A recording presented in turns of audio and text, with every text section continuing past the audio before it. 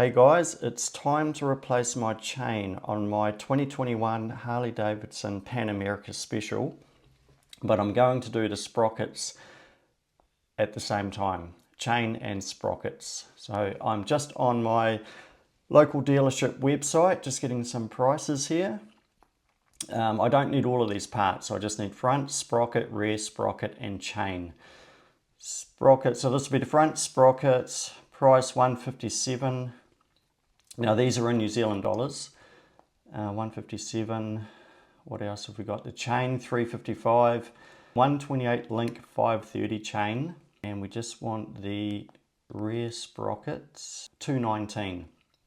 Okay, I am going to do a bit of pricing around and see if I can get some aftermarket parts cheaper than these. Let's see how I get on.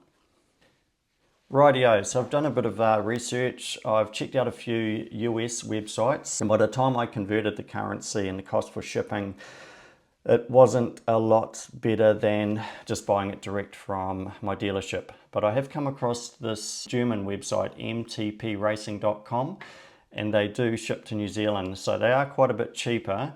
So long story short, it's saying here $368 New Zealand dollars, but by the time I've actually paid for it all, and I've given me some sort of discount, it's actually worked out to be $349, so say $350 shipped from Germany. And if I was to buy it from my dealership, it was going to be $731. There's quite a big savings there. Let's go out to the garage and let's make a start. Okay guys, I've got the bike up on the center stand ready to start the work removing the chain. So I've removed the plastic chain guard, I've removed the front cover over the front sprocket. Now to give you an idea on the chain wear, you can see that movement there, that clearly shows the chain has stretched.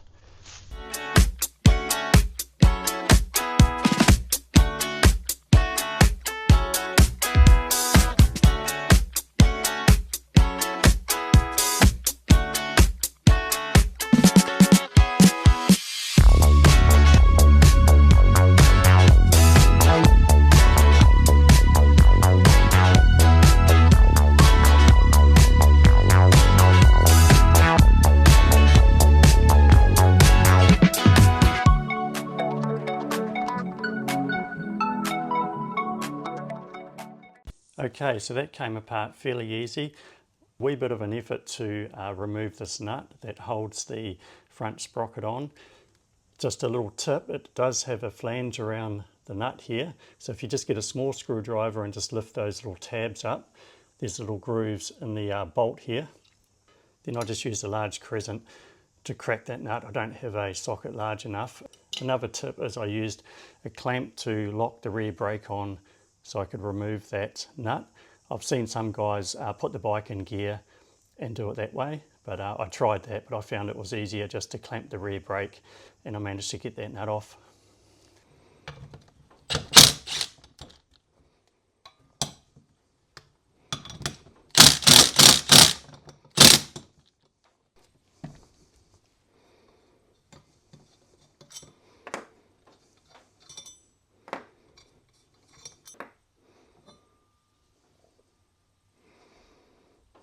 Okay guys, the parts have finally arrived, so let's open them up and have a look at them. Let's compare the existing front sprocket with the new one. To me it doesn't look too worn if you're replacing the chain to do the sprockets at the same time. The quality looks okay, they look fine to me. The main difference with the front sprocket, the new one's got the holes in it to make it a wee bit lighter, and the old one doesn't. So let's go ahead and put the new rear sprocket on, and I'm just going to use some Loctite on the screws.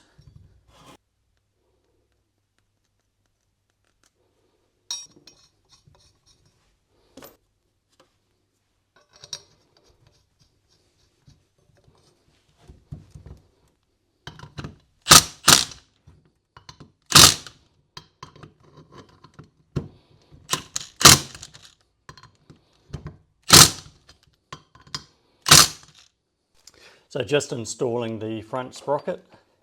Can only go one way. And just remember to put the washer back on and then the nuts. Okay, so now just to reinstall the hub back into the push drive and then reassemble the rear wheel. Okay, so I've got the rear wheel back on. I've installed the axle. I put a bit of grease on the axle just to make it a bit easier next time you take it out. So to make the job a bit easier, I've used a 2-inch block of wood just to lift the rear wheel up, just to line it up better for the axle to go through. Just remember to put this spacer here in as you go.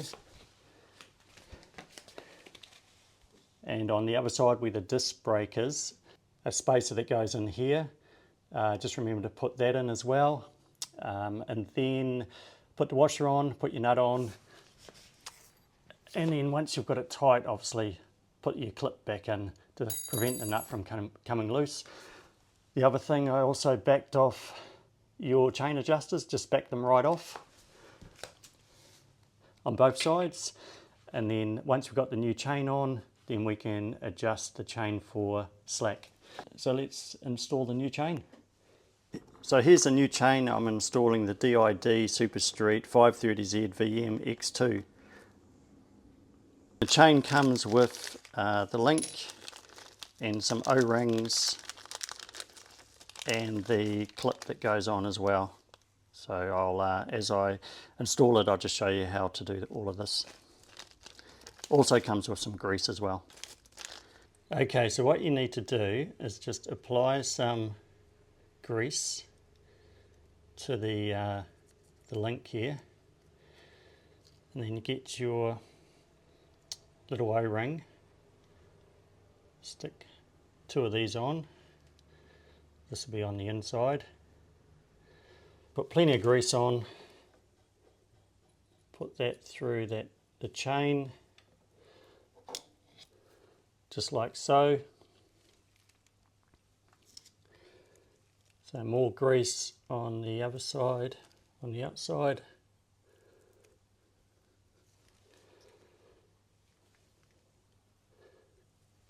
Install the 2 O-rings.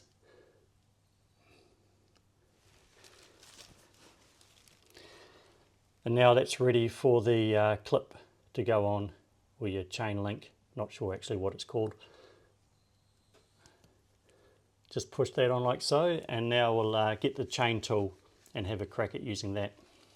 I've got the chain installed on the bike now, and I've used my chain tool to flare the ends of the master link pins here and here. So I'll just quickly go over the chain tool that I've used for the job. Now I've gone for the cheapest chain tool I could find online, so this cost me about $30. There are different types of chain tools to do the job. Now it doesn't come with any instructions, so to be honest, it took me longer how to figure out how to use the tool than it did to actually do the job.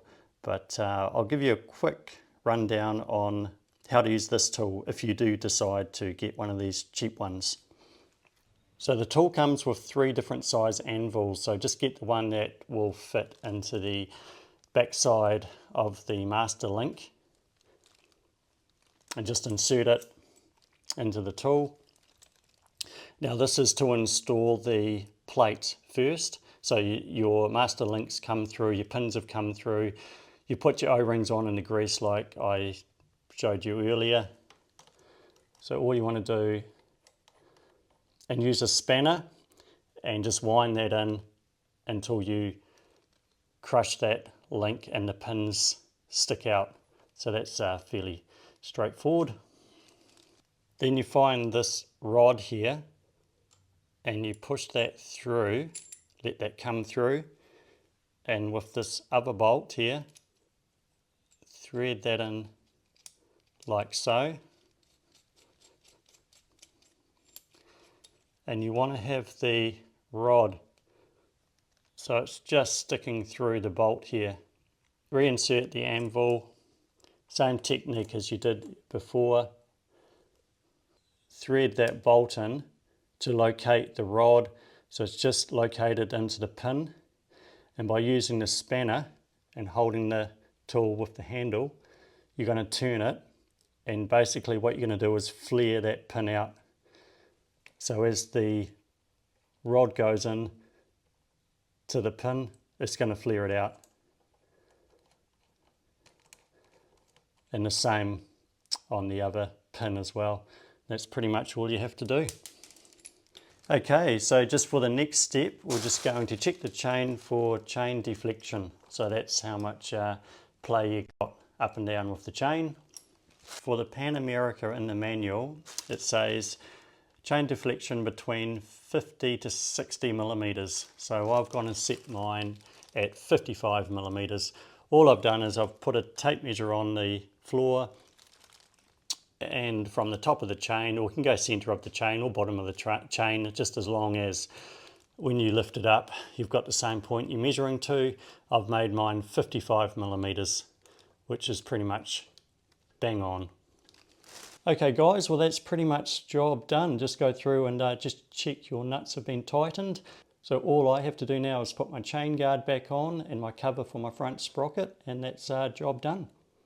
Alright, well the purpose of this video was basically to try and save myself some money on parts and labour, which I did in the end. I've ordered these parts online from Germany, and I've pretty much saved over 50% of the retail from my local dealership on parts, and managed to do the job myself, so I've saved on labour.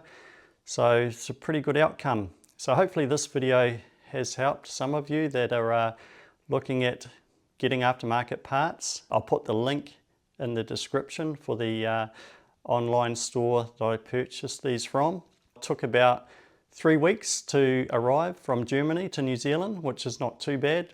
Alright guys, well if you enjoyed this video, give us a thumbs up, and if you haven't already, hit subscribe, and we'll catch you on the next one. Cheers!